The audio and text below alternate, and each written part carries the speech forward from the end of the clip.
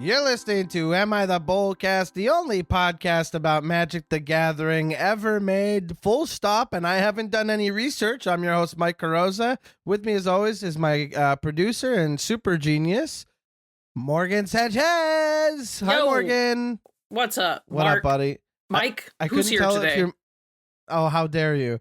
You are steadfast with the Mark thing. I've even taken it mostly out of my articles. I can't believe... Yeah, I've stopped putting hi Mark, I think. It's something for the OG listeners. There are people out there who appreciate this bit. Mark Carbonza is my pseudonym. But Government Morgan, name. I couldn't tell if you had your mic on mute or not, so I was like, do you have it? Because you'll mute your mic sometimes. Anyway, Morgan, it's good to be back. It's been a minute since we've been able to do one of these because we're trying to be more current with our timing. Look at that. We're recording so close to when this comes out now. The future past. Can't say the same about the interviews. I mean, the phone call. I mean, the Nobody knows Never that. mind. Yeah, that's off script. Nobody knows. Yeah, that was off script. It's clear. It's not. Yeah. It's off honestly, script, you know what? Improv.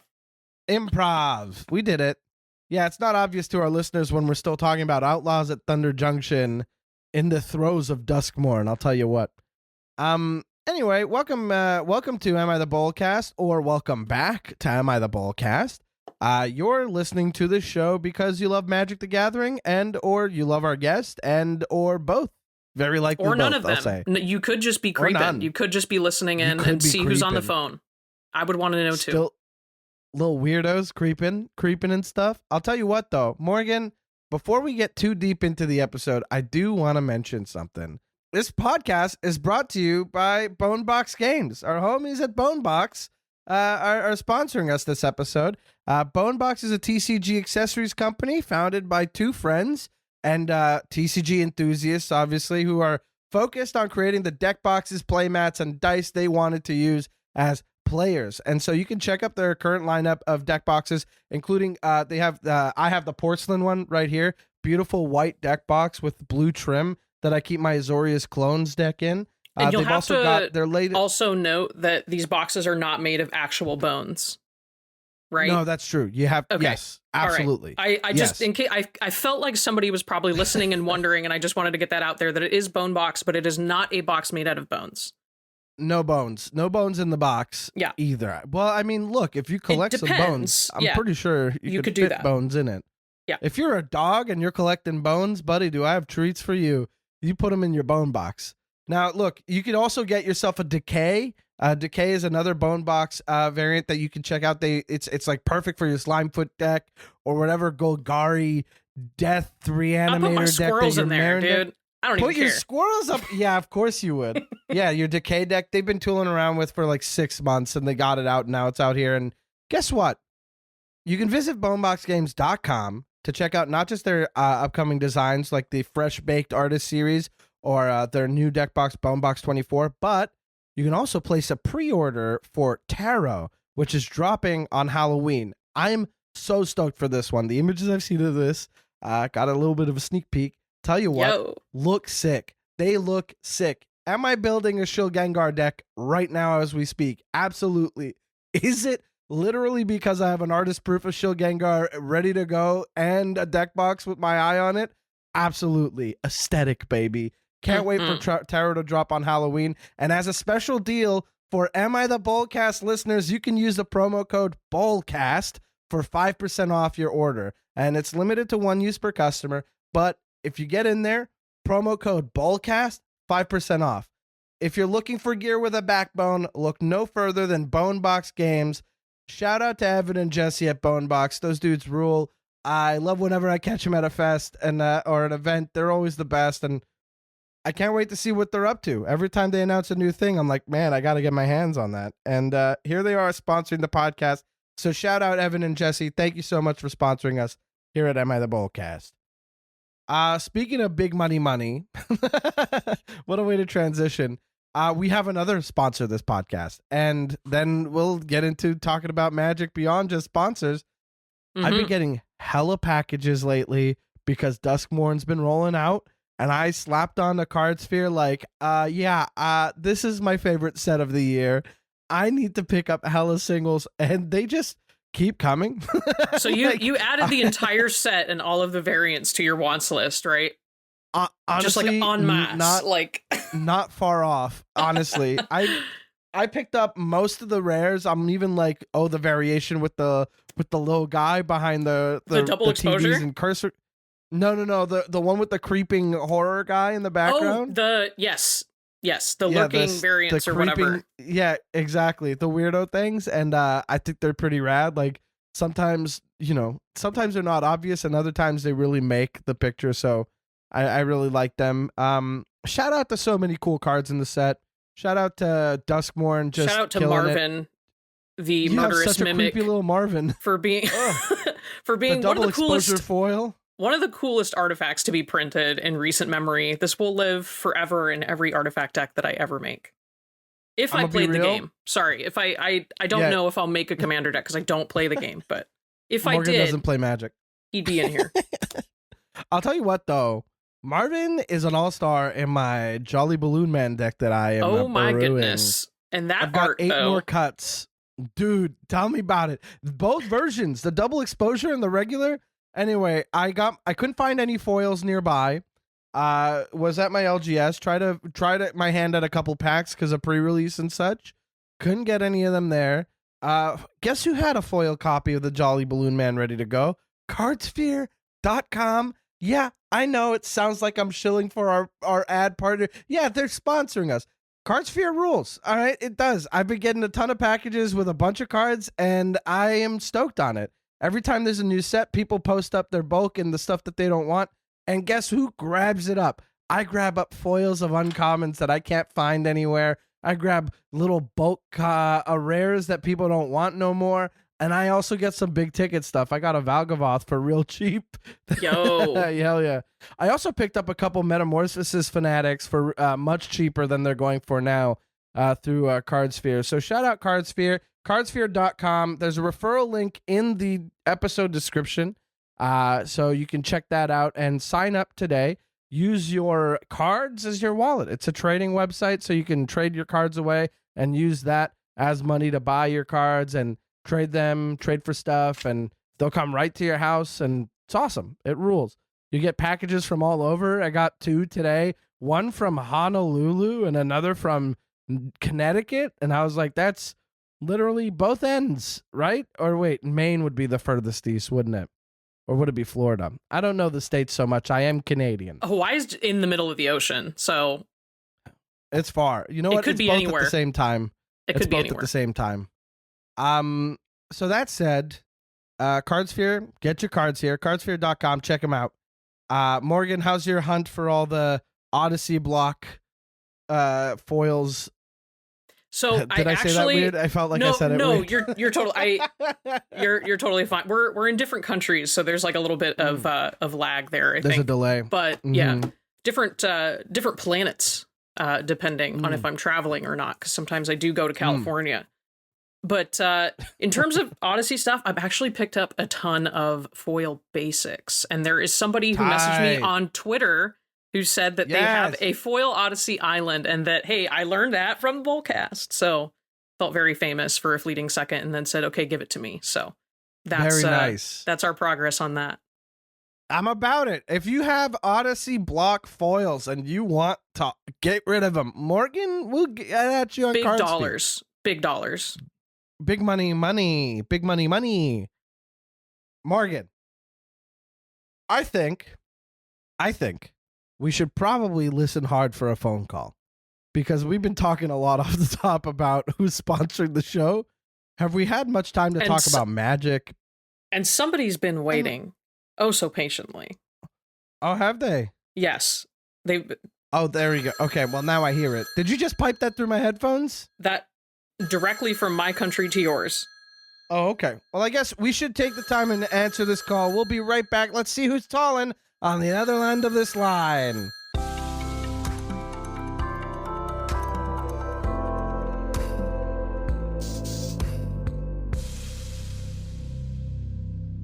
Caller on the line. Who do we got today? Who we calling? What's the matter? What's happening? Who's on the line? Hi. This is Mike Almond from The Social Contract. I'm glad that you finally listened to all of your Twitter mentions that said, you know what, this podcast needs more mics. We're not at our quota yet, so I've answered the call. Well, you've answered my call, but yes, exactly. The call. Morgan put the switchboard through to me, and we're on it. It's happening. It's here. Mike from the EDH Social Contract over here. Yeah. You one half of the duo calling in. Yeah, Lapper, who you're familiar with, and my partner on the podcast. He was going to make it. We have decided to tell you that he isn't feeling well. He has to come on to another time, but really it's just to give me the opportunity to where if I'm absolutely the bad guy, the podcast as a whole still has plausible deniability. So very excited about that. Okay, well, at least if you're the bad guy, he's still fine. Clear. And that means that the podcast is and what we stand for is kind of in limbo, and that's okay. Yeah. And it's fine to have a little bit of a gray area here and there. Absolutely. I'm colorblind. Everything's gray area. So this is great. I'm also colorblind, isn't it? Really? Yeah, we talked about this a little bit. Yeah? Yeah. Just a tiny bit. Not enough that it takes away all color from me, but it's stuff where like my girlfriend and I were talking about colors in our bathroom, and I was like, so what? Isn't this the same color? And she's like, no, they're like couple shades different. I'm like, enough to notice for me? No, I can't. When did you find out that you're colorblind? My cousin and I were talking about it when we were kids. Like my cousin was like, I'm colorblind. And I was like, oh, well, that sucks. I can't believe you're colorblind. And he was like, yeah, I can't tell the difference between he showed me what he had seen. He was like, I can't see the difference between these. And I was like, well, it's the same thing. He was like, uh-oh. Yeah, I had the experience of teachers thinking that I was very slow in school for a while. And then my friends actually figured out when I was I think 11 years old, because they basically got me a color by number thing. And then they gave me a whole bunch of crayons and I did it fine. And then they did it again, but they took off all of the paper from the crayons. So I couldn't read anything. So I couldn't do the thing that I thought I wasn't doing. And then essentially I just looked at the paper and went, oh, okay. And then I wasn't slow anymore. So that was pretty cool. That's pretty cool. Yeah. They picked up on it from, this other thing that could be a possibility. Parents, teachers, every kind of adult/guardian that had ever interacted with me. Nah, Mike's just dumb. My friends figured it out before me or anyone else did. So get some good friends. At least we had the same experience, and people say Mike's just dumb a bunch. Yeah. I think that's a common thread between us. And they still do that, but for completely alternative reasons now, which absolutely is okay. Different reasons. Yeah, for myself, I just when there's washed out colors, I can't tell the difference between them unless they're super saturated. I have such a difficult time telling the difference between colors. It's not easy, but it's also hey, when there's a reason some of my favorite art and magic is the most vibrant, like the pop art, the pop art legends behind me here. Yeah. No, everybody got real excited about the Innistrad full art land cards, the black and white ones, and I'm like, this is. I hate to tell you guys, this is nothing. This is the same, but that's okay. I've never known the difference, so I don't know what I'm missing, so it's okay. You ever have the urge to go out and get one of those, or somebody in your family ever told you, I almost got you that pair of glasses? I have received 2 pairs of those glasses in my lifetime, and I had to let them know it's hey, for people like me, there's a 20% chance this just straight up doesn't work, and for people like me, I hate to tell you, I don't think we're gonna see it. So I just wore really expensive, uncomfortable glasses for a little bit. But totally, it is what it is. Those videos are always interesting. It's like you see the wonder on someone's face, and you're like, oh man, I hope to see that, or to give that to somebody. What a treat that must be. And then that's what you say. What I say is I see their faces and they're very excited, and then the absolute fear and dread sets in of, oh no, what else have I missed? Is this the real world? It's literally matrixing, I've woken up, but it's crazy. I had that, like I said, we discussed the colors in the bathroom, and I had that moment too where I just had a little bit of a a tearful, like, I just don't know what else I'm missing. You know what I mean? So it's interesting. Both of us varying degrees of color blindness. Both of us very into Magic the Gathering. Woo. You know, we do both of us. Well, I don't have a cap on now. You do. You're wearing a baseball cap. I can take it off if that's the problem. There we go. Now we both don't have caps on. Okay, great, no, you got a great. cap on. You got a cap on. It's off now. It's off now. Okay. Until How would I know? You're on the phone. You're calling us. Oh, that's right. It's a video phone. We're living in the future now. It is the future. We're living in the future. Now, tell our audience, because I've brought you guys up before, not just on our podcast, but several also on Howling Salt. Howling Salt Mine most recently. And so, most recently, this is coming out in November. So we're looking at like 6 months from now. Sure. But I've talked about the social contract on here before, but I've never gone through. I don't know what the tagline is, or I don't know what the log line is. How do you describe your podcast to folks who try to get to listen? So I'll tell you what we'll do. So we are the Social Contract and EDH Podcast. Funnily enough, here we are on a Magic podcast. Weird how that works. The tagline itself that we kind of like, we don't really reference it ourselves very much, but our whole thing is like to win, love to play. And sometimes people listen to that and they go, oh, so they're not trying to win. Oh, no. Alex and I are hyper competitive. We're not CDH level of deck builders, but we get it. And we understand this is really tuned and the all of that. It's awesome. What we're actually going after, there's types of formats that we like to hit at as far as themes and types of decks. We like to do a lot of group hug. I'd say we'd call ourselves the premier group hug podcast, but that's only because when I search it on Google, I can't find another one. Right. So we're gonna talk more in depth about this in a sec. Yes, absolutely. But when I think group hug podcast, it's you guys. But like group hug, stacks, some chaos, group slug, politics, voting decks, stuff like that. Voting decks are big. Our whole thing is we have the most fun at the table individually, and then got together to start the podcast collectively because we enjoy when everyone in the table can be involved in the game. Our goal is that everybody gets a chance to pop off. Everybody has their own turn at Arch Enemy. Everybody's deck gets to do the thing that they want to do. And then hopefully we win more times than, the natural 25% we're aiming to win. But in the very least, there's absolutely been a game or two where I have lost because, I can win right now, but I'd rather see this thing do the thing because that's going to be hilarious. Let's do that. Totally. That's like the big philosophy for the way I like to play too, which I've talked about on here several times. This is why we got along when I did your podcast so much, was that, sandbagging a counterspell to see like a 10-card combo do a thing. Right. That's way more entertaining to me than taking a win or like wiping the fun out of someone's hand. You know what I mean? Like, it's not, that part's not for me. So I'm not like a blue mage counterspell guy. You know what I mean? Yeah. But I know that's somebody's favored play style out there, and I'm not trying to say that you're playing wrong, but I do think that the way you're describing it, which is, I would love to see something interesting happen, or let somebody have a moment, or if we do this, then this happens, and that's way cooler than just like this combo that's been resolved several times over. And again, it comes to this idea of the story, like of the game. Yeah. What's something memorable that might happen today? And I love that. I prefer that to most games that end up getting played, Yeah. I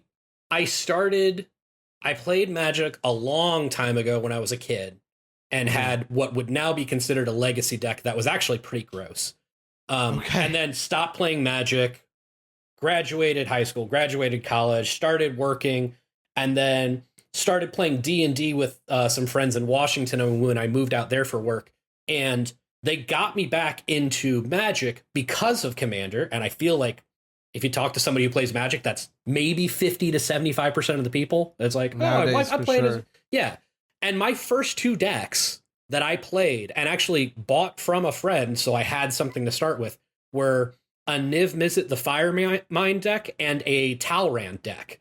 and I'm the group hug enthusiast because I would do really cool stuff with tower. Oh, look. Oh, yeah, no, control deck, all the counter spells. Haha. But you know what's really funny? All right, you're casting a spell. I actually want to see it resolve, but I've got too many cards in my hand. So I'm going to counter your spell, but then I'm going to counter my own counter spell. I have 2 Drakes. Continue on with your turn. Oh, my God. Stupid stuff. That's Stupid silly. stuff. Oh, yeah, That's absolutely. Because it was, that's a problem. Nah, it's funnier to let this go through. Let's see what happens. Let's see what happens. Yeah. That's the fun part. It's like, I don't know, when we're about to see a play that's never been done before, at least one that I haven't seen resolved before, I'm like, I kind of want to see this. Mm-hmm. You know what I mean? Like, let's see. There was this VAR child player at the LGS a couple weeks ago. I was playing my Tesa Opulent Oligarch deck. And it's aristocrats with artifacts, and it's all at the same time, right? So you've got your Morbid Opportunist and Nadir's Nightblade, both very important pieces to the deck. Mm-hmm. This Varchild player played some kind of I think it's Blades of Vela's Veil. Up to 2 target creatures get +2/+0 and gain Changeling. And I was like, okay. And he goes and sacrifices his Varchild, so he gets control of all the survivors in play. And I'm like, well, I think I just gotta let that happen. Like, yeah. I think I gotta let that happen. Did I have a sack outlet on board? Well, yeah, I could have saved one of them. Let's say I had one of those that you had to tap, but I was like, you know what? This is clever. Let's see what you do with these ones. Let's see what you do with these ones. And that was fun. That was a lot of fun. But it's a thing that I'd never seen before, and I'm like, I have to reward this in some way. I think it's just so cool. That's the fun stuff. That's what I play for. I think Magic is like the ultimate form of show your work. Like when you're talking about building a deck, you can build it in a whole bunch of different ways, but when it is, each deck is a aspect of you being creative on your own with the resources that you have, with what you want to do, with the opportunities that are available to you, and then taking that against 3 completely other different pieces of that same creativity and then just interact. It's like, okay, show your work. Go do it. Present. Present. Yeah. And sometimes I do it's like that. you can cut it off and you can finish the game. And that's okay. But I want to. But sometimes I just want to know, like, what's the end of your story? Yeah, I showed up to the gallery. I want to see the finished product. Exactly. You know what I mean? Exactly. We're all here rooting for each other a little bit. I'm just also mostly rooting for me. I do like that analogy a lot because it also makes me feel like thinking about it like this makes me feel less bad about the fact that I play just mostly just aristocrat sacrifice graveyard strategies. I have a lot of Rakdos decks. Rakdos is way more varied than most people think. But then again, it's like, you know, maybe I'm a painter and I paint with a lot of the same brushes. Okay. Yeah. It's just the same. Look, I have a style. We're colorblind. Don't get mad at us because most of them look the same. To us, they look as different as they can. Exactly. No, I get that. It is fun that my favorite color is purple because at its richest, it's just black, basically. It's just it's just black with flair. Oh, it's beautiful. It really is. Mike Almond of The Social Contract. Hello. You listened to our guest Kurohitsuki come on here and call in to Am I The Bolcast to talk about his pet peeve in Magic, which is group hug decks. Yes. And having just the week prior essentially been on your podcast to discuss group hug decks and their merits. I was also on my podcast talking about how annoying they could be. Absolutely. So, let's talk a bit about group hug, and the floor is yours. I know we've been messaging for some time trying to make this happen. Yeah. We'll get Lapper to call in at some point and maybe use the same technique of being on the fence and keeping the podcast looking good. But we'll see. Now's your time. So I've got my prompt, my Am I the Bolas? Ever since episode 9 of your podcast was released, I've been in a hyperbaric time chamber. I've done my working. I'm going to real quickly in front of the camera flip some papers as I have some notes. Granted, it's like I hope you guys a page, hear that. but it doesn't matter. It wasn't just a page. You flipped up a whole legal pad just like flopping. but only one page of it has anything on there. It's just scarier. That's pretty funny. So depending on how spicy you want to get here, get spicy. Okay. So am I the Bolas for killing people with kindness? Subheading, a defensive group hug. Subtitle, if you hate playing group hug, I think you're a coward. Like, I just...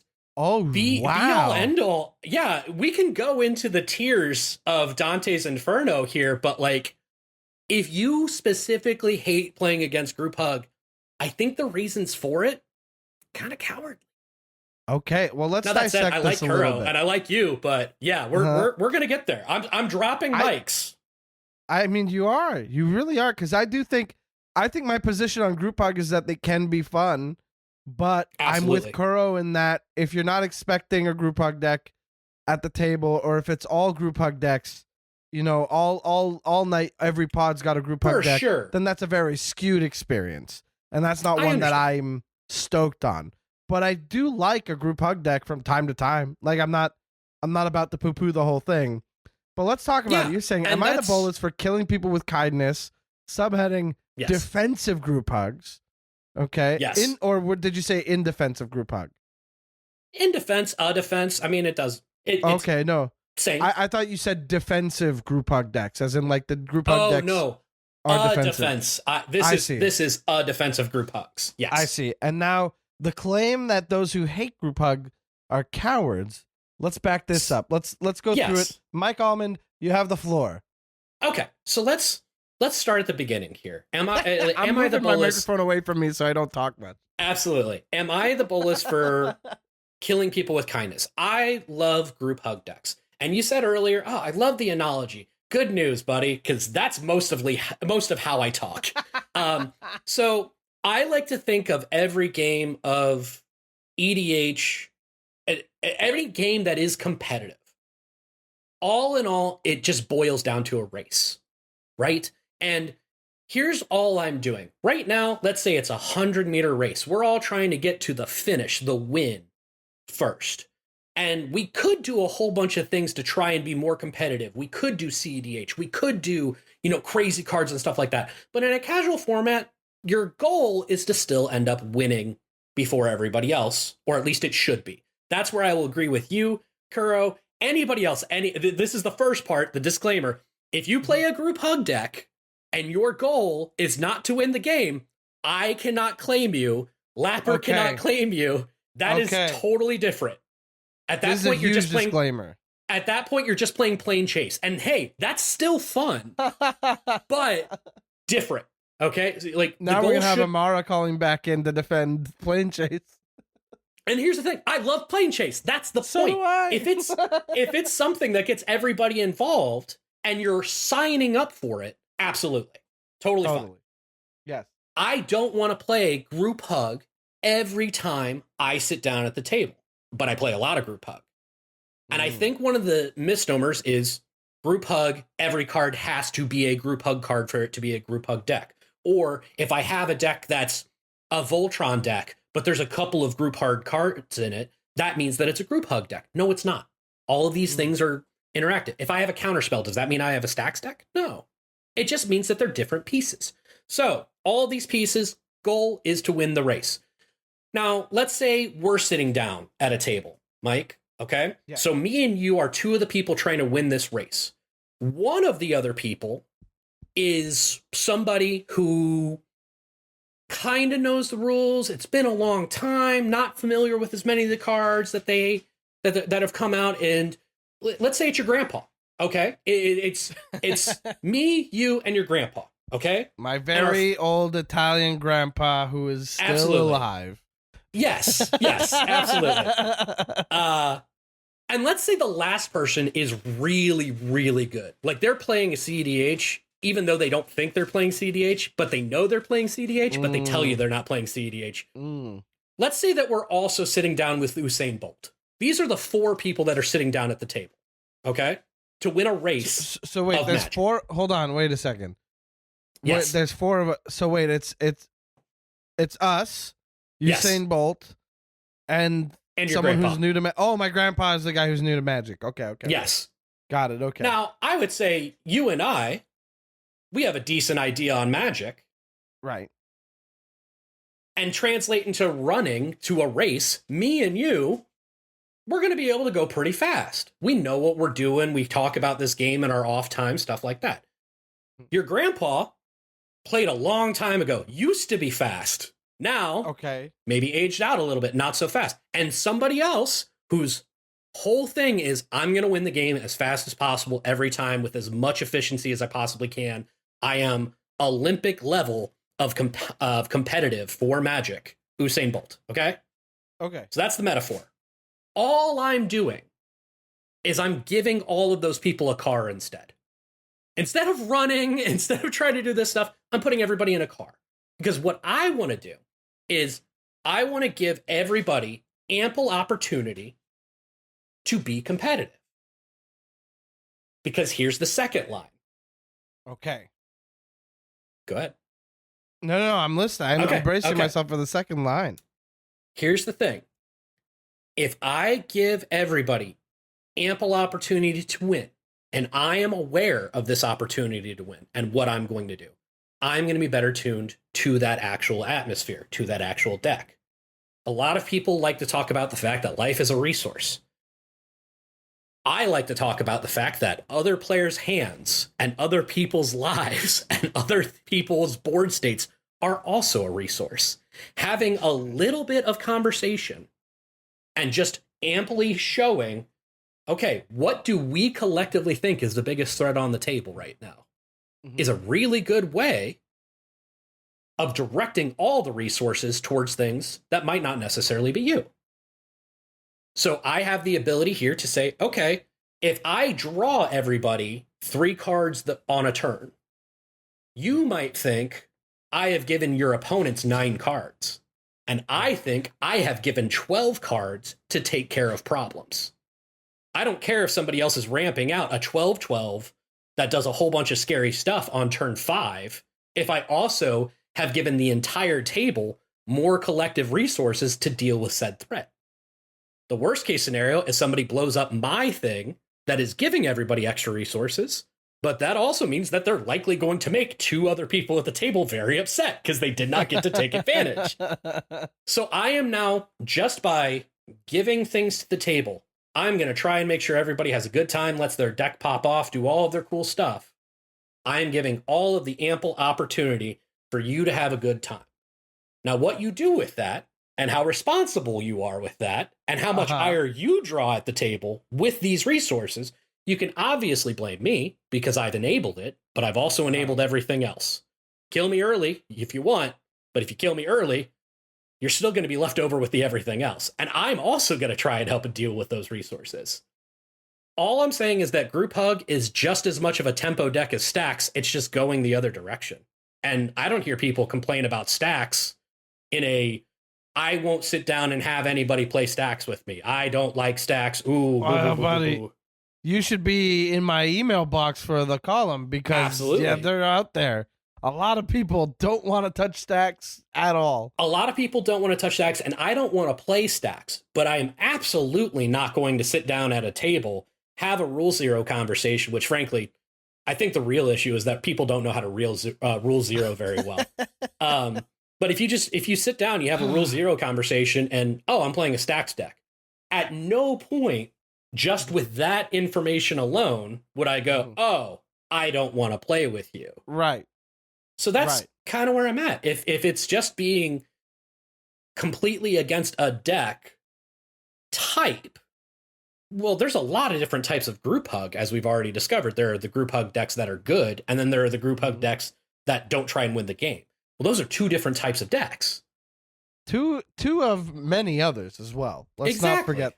Yeah. There's there's God, I forget who it was. I think Kuro himself brought up the mono blue braids deck that. Oh, I know. Yeah. And here's the point being that, like, oh, they played a Group Hug braids deck, the blue braids deck. but they waited until it was way late in the game. The right time, yeah. For them to get the extra use out of it, which like, hey, if you're playing a group hug deck and you're not getting an advantage off of the ability to give everybody more stuff, that's a bad group hug deck. That's just a bad deck. If you're not getting an advantage by doing the thing your deck wants to do, bad. I don't care what kind of thing it is. Right. It's a deck that needs a little bit more time in the dojo. You know what I mean? Like open up training mode. Yeah, exactly. You know. So yeah, that's Can you that's tell the I've been starting. playing Guilty Gear. Oh, there you go. Yeah. How recently? Oh, just got into it. It's been fun. Yeah. I don't know. I got it and I'm like, I don't know how to play many of the characters I actually like, you know? I think Bedman's a lot of fun, but I have no idea how to use them. I couldn't get into like the competitive like fighting games or like the only one that I got into at all was like Smash, and I had the same kind of problem that you just instanced where it's like the characters that I wanted to be good with, I was terrible. Exactly. But then like Mr. Game & Watch, I was awesome, and it's like, okay, well, if I really lean into the hilarity, like this is pretty good. But like I'm lame. I want to be Cloud. Come on. But I mean, that's the thing is I agree. It's for me it's like I enjoy the creativity of a fighting game where they're like, what's this guy's gimmick? Okay. Yeah. You know, that's the fun part for me is like learning all that stuff. But the ones that I gravitate towards are definitely not competitive, or they're like, you know, a nostalgia hit. Like I've been playing a lot of Mortal Kombat 1 as well. Mm-hmm. And when that game came out, I was all about Smoke, you know, and that's a character that I think is like speedy and flashy, but his damage output isn't great. You have to be really good with him to be competitive, but I'm not about to be super competitive for myself. You know, the investment that you'd have to throw in to get to that point, it's not where you're at. Yeah, and meanwhile, like you know, you're looking at the tournaments right now, and it's like, oh, Peacemaker's doing great. People love this DLC guy, and I just don't care. You know what I mean? And I don't want to play that to be competitive. I want to play something else, and I kind of like. When Mortal Kombat 10 came out, I was all about Farah Tor, which arguably is the worst character in the game. Mm-hmm. But I like the big guy, little guy energy, and I thought that was fun.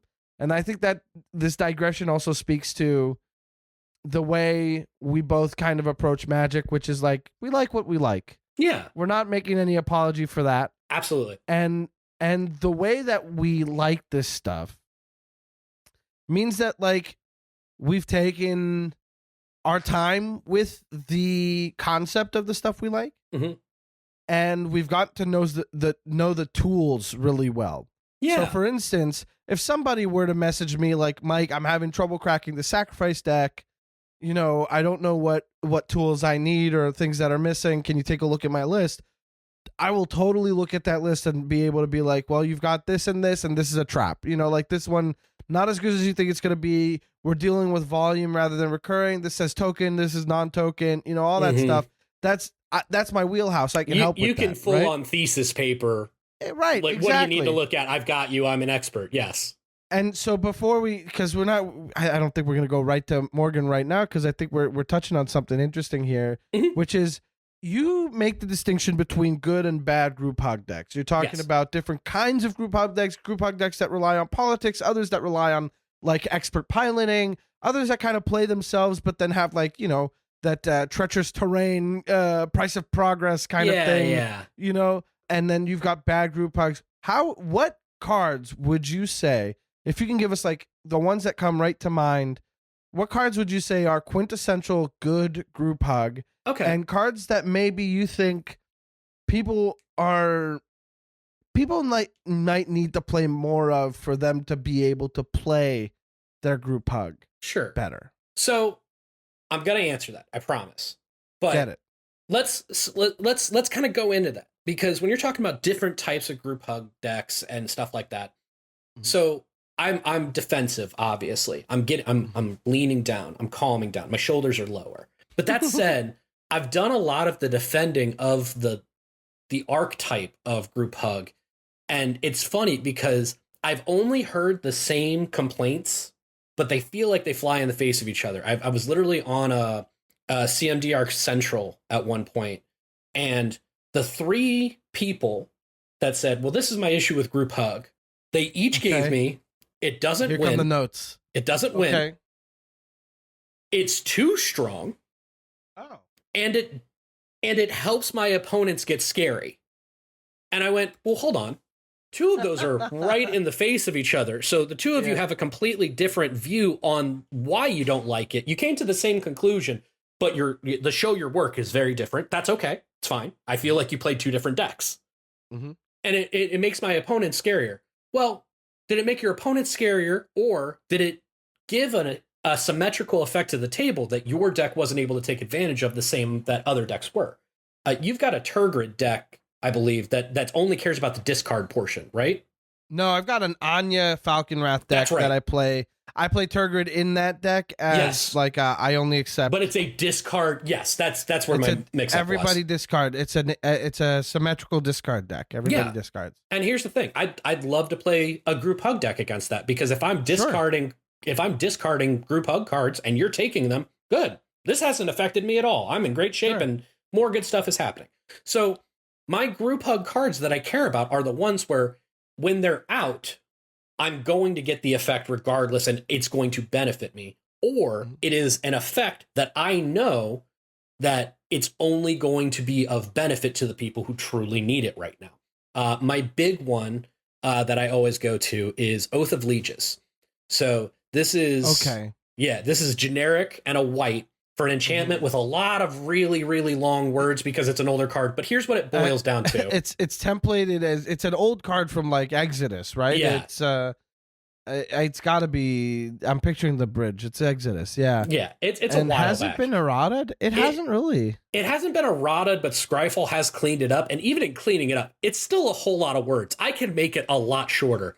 At the beginning, go ahead. Bring it up. I've got it pulled up. So 1 in a white for an enchantment from Exodus. At the beginning of each player's upkeep, that player chooses target player who controls more lands than they do and is their opponent. The first player may search their library for a basic land and put that onto the battlefield, then shuffle. So dialing all of that in, that card says at the beginning of your upkeep, if another player has more lands than you, go get a basic, put it on the battlefield untapped. Easy peasy. Right? Yep. That is a mono white ramp piece that ramps your opponents as well, as long as they don't have the most. So the only time it hurts you to play this spell is if you have the most lands. And even then, that's fine. maybe I want people to have a lot of lands onto the battlefield because it's a land matters for everybody else deck. Maybe it's not. But that's a 2-mana enchantment that how many people are going to remove that? Who's going to give up a card to get rid of the thing that gives some people some land sometime? I mean, if somebody found a way to game it, I could see them spending mana on this, but not really, especially since it's a basic land to play, and people are playing, I'm going to be honest, too few basic lands these days. That's one of my favorite things about playing Group Hug and 4 or 5 color decks. The amount of basics that I play compared to everybody else is obscene, because the amount of times that I'm like, all right, everybody can go search for up to 15 basics. Oh, you're going to get 3? Okay, great. I'm going to get my 15. Yeah, I just played New Frontier for X equals 14. Everybody enjoy. Yep. Have a great time. Oh, you only got 3. My Veteran Explorer died. I love that thing so much. There is nothing more fun than recurring a Veteran Explorer like 6 times on your turn. Just, oh, it's dead. All right, it's back. Oh, it's dead. It's back. And just going through your deck. I do run a lot more basics in my Mike and Will deck, and I think Veteran Explorer might be the replacement for Solemn or Steve, because a lot of other decks can't take advantage of the fact that it's all these basics. Right, and hey, I absolutely get it that if you're playing a deck where you're really, really trying to control the tempo, or you're trying to grind out a win or something like that, and by the way, I don't have a problem with that. Even a little bit, because I'm 36-year-old. It took me a while, but I don't want to be a hypocrite. But like the premise of, okay, I don't want to play against this thing that completely goes in the face of the deck that I'm trying to play. Totally get that. At the same time, I don't want to play against any edict decks if I'm playing Voltron, because that's going to be really hard for me to be able to do the thing. I don't want to play against I don't want want to to play a Rest in Peace deck if I'm playing if I'm doing game. Graveyard. I don't want to play tokens if I'm playing against somebody who's got a whole bunch of tax for attacks effects, stuff like that. And I'll be honest, the real reason that I wanted to get into group hug and I wanted to do these kind of, rites of flourishing and dictate a crew fix and all these things that, hey, I want to give everybody as much opportunity that I want to do. I'm battle cruisery as heck. I want to see and want to do the biggest, most obnoxious things. Sure. That's hard to do. We're on the same page with that. Sure. But the only thing that I think is worse than losing a game way too early, out of nowhere, crazy enabled somebody to go way off and I wasn't able to control it. Nobody had the answer in hand. And all right, well, I guess that's 30 minutes of our lives. Let's shuffle up and start again. The only thing worse than that is an hour and a half, 2 hour game where one person got to make one play the entire game because their starting hand, they had their soul ring, they had their one lander, and then they're just waiting. Got greedy. Sure. Yeah. So you know what? Hey, here, have some stuff. Have some stuff. We're going to enable the storytelling to actually happen and facilitate it, because the worst case scenario, somebody loses or somebody wins. Okay, let's shuffle up and play again. Like it's have the conversation. Hey, is the game over? Okay, cool. We don't have to play this out. Let's get the next game going. That's fine. Definitely. Yeah. So you mentioned a couple of cards that you. So let's see what are like name. Give me three group hug staples of which you think are the not end all of group hug, but like when it comes to group hug, give me your like Mount Rushmore. How many heads on Mount Rushmore? 4, 5? 4. I'll tell you this: we did a group hug power 9, which was the most underpowered group 9 that I can think of. But Alurin, and by the way, that's the first time I've gotten that card name correct on the first try. Okay. I have a speech impediment of just being too excited to talk about the card, and then I just say it in the letters as opposed to what they actually all combine to say. So Aluren, as I call it mostly on the podcast, but Aluren. Tight. Aluren. Super awesome enchantment where it's something that nowadays it's in Chulane decks. It's almost an auto require because the whole thing is that you play. Jeez. Yeah. You play, low cost mana creatures for free, essentially. And that's cool.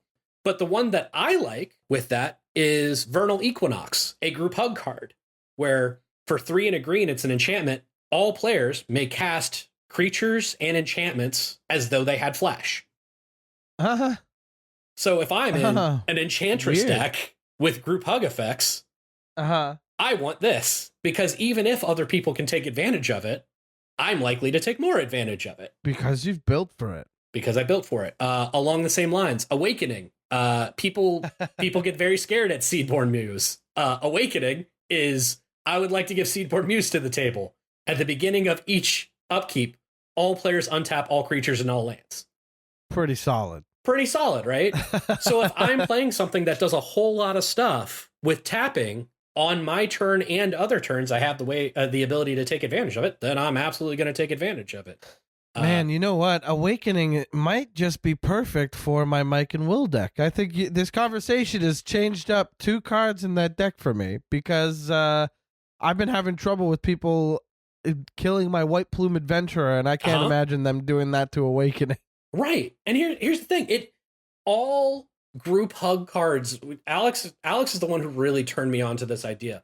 Wizards of the Coast, especially in the past, before Commander was a big the big buck of their format, cards that were symmetrical effects are either extremely cheap as far as actual real life money, or they are extremely cheap as far as actual mana cost, because it's considered a negative to give other people these effects. I'm sorry. Yes, Mirari's Wake is a very good card, and it's a very scary card to see played. How about I play Heartbeat of Spring? I'm going to save 2 mana on it, and everybody's going to have that mana advantage. But I'm the one who's aware that it's going to be played. The amount of choice paralysis that people can get because, I had my next 3 turns planned out, but now I'm drawing 2 more cards and my mana's doubled. okay, hold on, I have to redo this. And they have I to redo this. Rethink my turn, sure. And that means that, hey, great, you go ahead and do that. I know what I'm going to do now. Yeah. And that's okay too. Yeah. That's a competitive advantage. I'd love to tell you that all of the group hug just comes from graciousness. It comes from everybody, just kumbaya. I'm literally wearing a Mr. Rogers shirt that says good vibes, all of that stuff. You are? But like at the same time, I play group hug because it is the most efficient way for me to do battle cruiser nonsense without feeling like I'm just a CEDH deck. I'm enabling everybody, but I'm doing cool stuff. You're doing cool stuff too, but I know my cool stuff. Yeah. I do think that there's the defense of group hug on this can be boiled down to it's a competitive advantage and not just willy-nilly everybody. It's not like a hey, we're just giving everybody everything. It's no, it still serves me. And I think that's something that we have to bear in mind when we're talking about group hug ever in the future. I'll say again, I agree with Kuro in that if it's every game that there's a group hug deck, 100%. I'm less interested in that. Especially if somebody in your play group happens to break it out every time, that'll warp your deck building. For sure. That's for sure. But that said, definitely an excellent defense. Well done, Michael Almond of the Social Contract. So am I the Bolas for killing them with kindness, a defensive group hug? Let's discuss this on the other side of this call. Michael, anything you would like to leave our listeners with? Online social handles, any you already know about the Social Contract and EDH podcast, where you can listen wherever you find your podcast. Anywhere you'd like to direct folks? Well, I'll tell you what, Lap isn't here, so I'm happy to help him and his project, a big one, Commander Spellbook. He's a part of the hey, how many combos exist? All of them. Great, here they are. So you can go there, you can put in your deck list to figure out combos that already exist, combos you could have, etc., to do really cool, crazy stuff. One of my favorite things to do is lurk on the Commander Spellbook Discord when new cards are spoiled. When new cards get previewed, it's like that time of year. Well, several times a year now with the frequency of sets.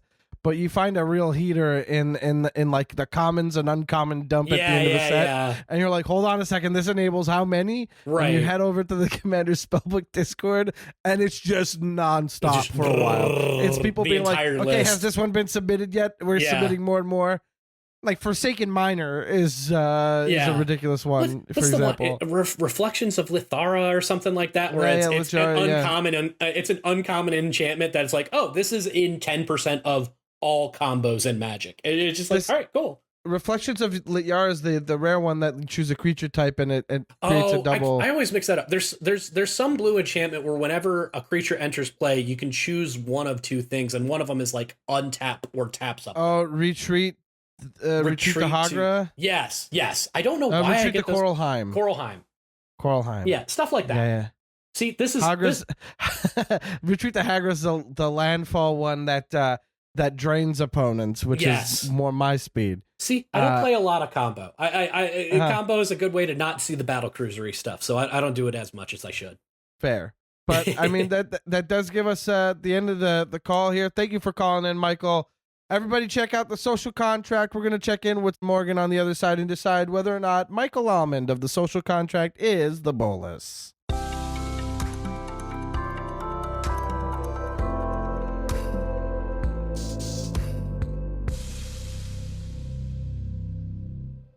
I'll tell you what, I've been waiting for that call ever since we had Kurohitsuki on the podcast. Michael Almond of the Social Contract and EDH Podcast, please and thank you very, very much for calling in and chatting about your love of group hug after Kuro espoused his disdain for it. What an episode to be talking about. I know it feels like, hey, we're platforming two differing opinions. What are we, a couple of centrists? Are we a bunch of hypocrites?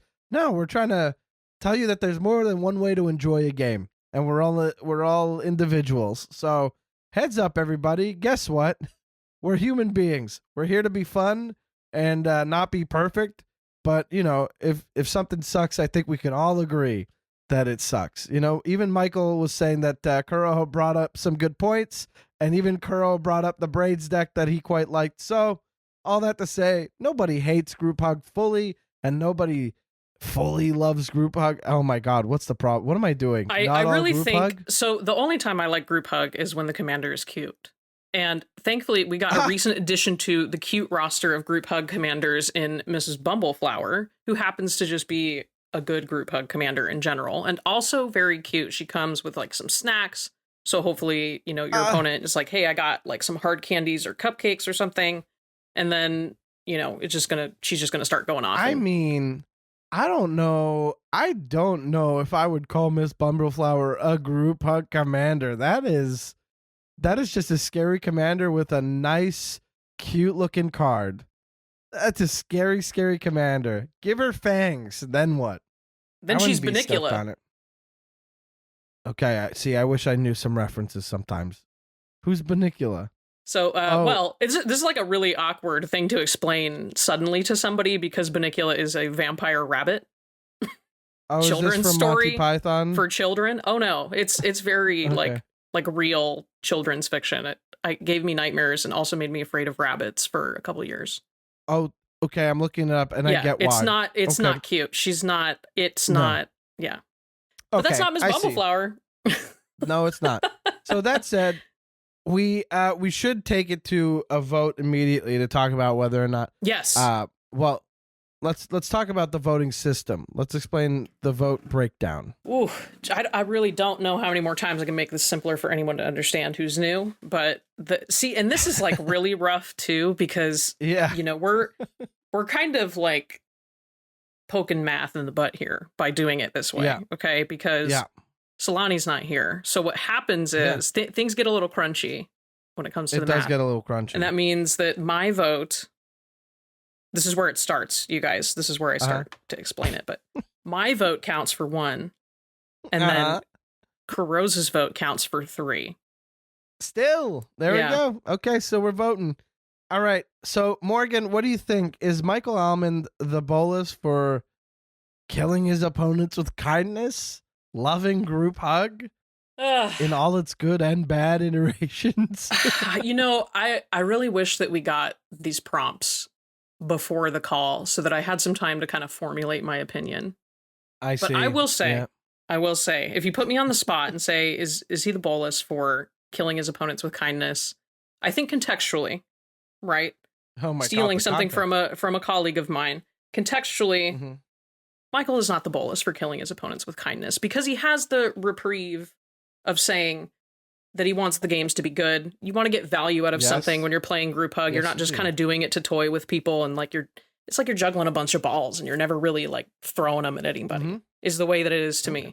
I can appreciate a good tempo-y deck or mid-rangey deck that lets you do things multiple different ways. But if you're not like trying to win, you're just trying to stay in the game. It's a little frustrating. I see. Okay. But what if, so Michael did say specifically that he and Alex like to build decks that want to win. They just make it so other people can rise to a challenge or have less non-games. And and so that's why he's not the Bolas. Vote for not the Bolas. I see. I'm going to go ahead and say, I think Group Hug, I think I'm with Kuro in that my knee-jerk reaction to a Group Hug deck at the table is, oh boy, here we go. It's not an immediate, like, I'm excited for it. I have to be in the right space for it. I have to be excited for a Group Hug deck or, like, expecting one or, you know, prepped for one. Not that it's like, oh, it's an immediate, let's sit down, it's time for a Group Hug deck. I like to know it's coming, and I like to know that the people at the table know what to expect out of a Group Hug deck. When it's the whole night, no thank you. When it's 1 or 2 games, it could be fun. Nobody likes Dirtletown. Right, but what I'm saying is, like, sometimes you accelerate so many decks too fast. Like, some decks are, like, you know, luckily with Mana Crypt and Dockside and J-Lo gone, I mean, we didn't even talk about that. You got a lot less decks that are going to pop off as fast as they have been. Like, people love to say, well, Dockside, it was printed in a precon, it was so casual. It's like, no. No. Dockside warped every game. My point is, group hug is an interesting strategy that can be and is often leveraged in the late game, which means that it's hoping for, to an extent, a bit more battle cruisy magic and having more stuff happen. And I think I'm into that. I am into that. However, it depends on the group. It depends on how they leverage it and what decks are being sped up. The social contract, even. There we go. Yes, it's important to discuss the social contract.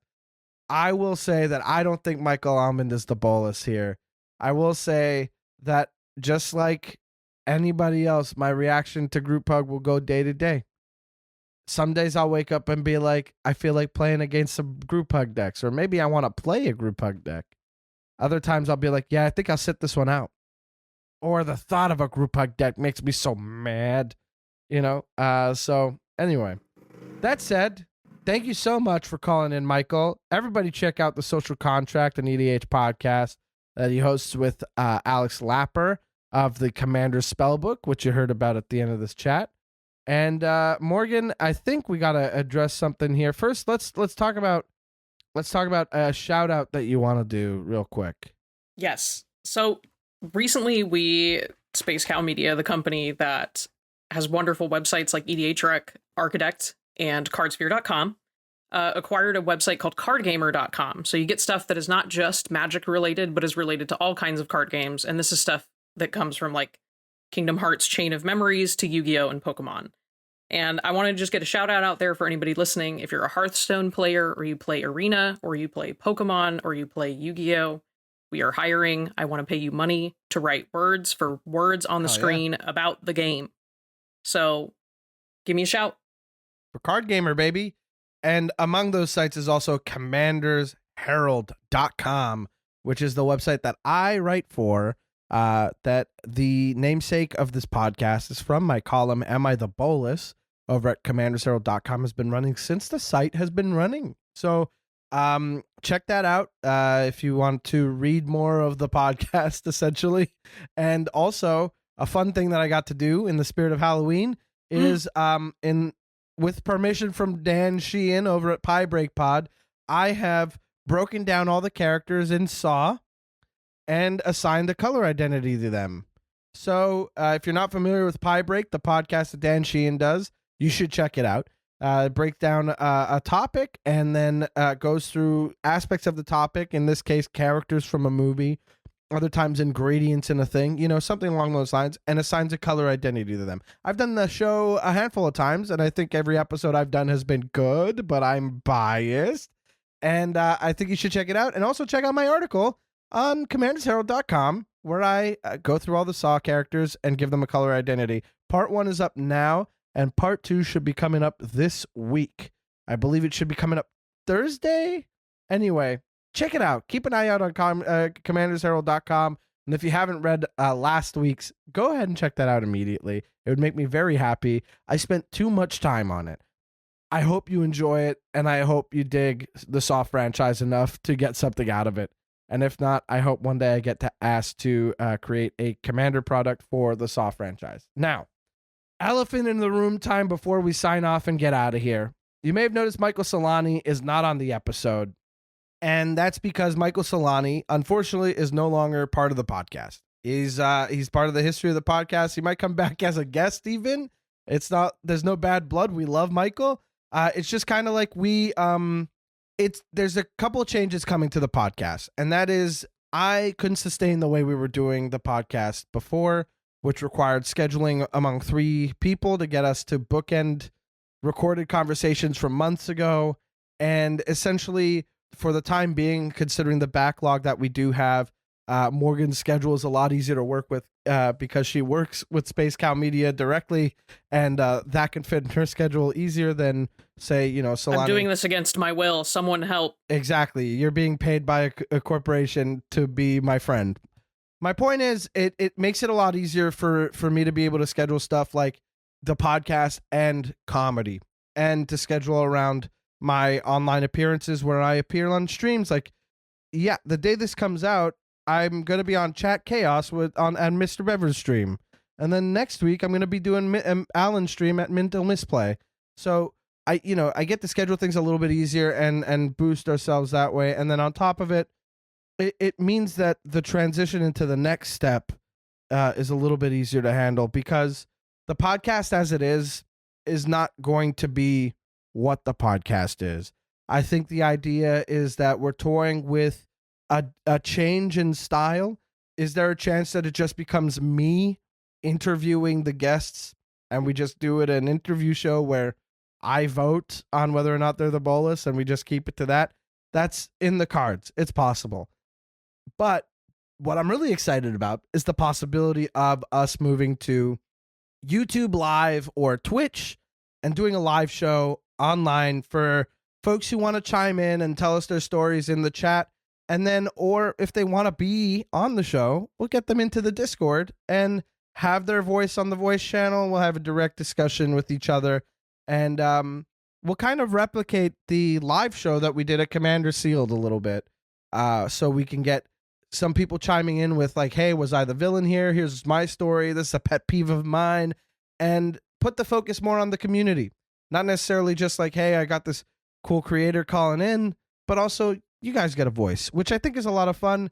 And that does open us up to having conversations with these other creators. Like, Michael Almond might be able to sub in on a night and be my co-host for the Bolcast on these live shows, or, and if and when those live shows do happen, hopefully Morgan will be there in the role of a producer and also chiming in, and Celani might be a guest host as well. We're not closing that door. We're just trying to make it a little bit easier scheduling wise, and stuff. So I know that there's a lot of games freak heads out there who are going to miss Celani on the podcast. And to be honest, I miss him too. I do.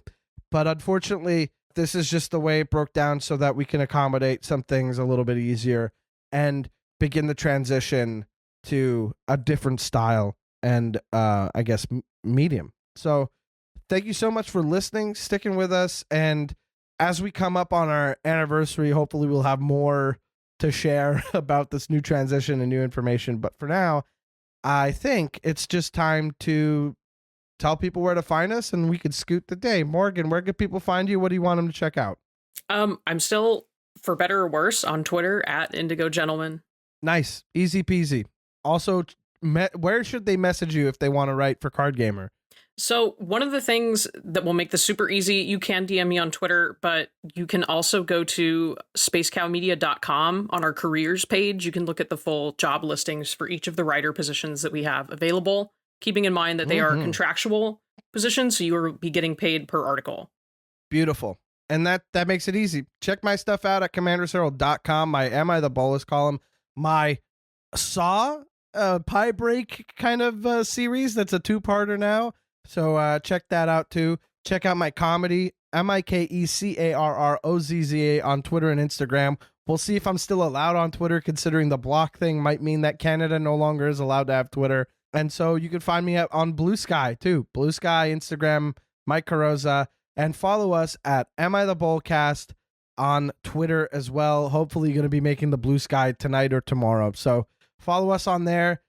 Check us out on YouTube. And I think that's it. I think it's time to scoot the day, Morgan. Bye. Consider the day scooted. It's scooted.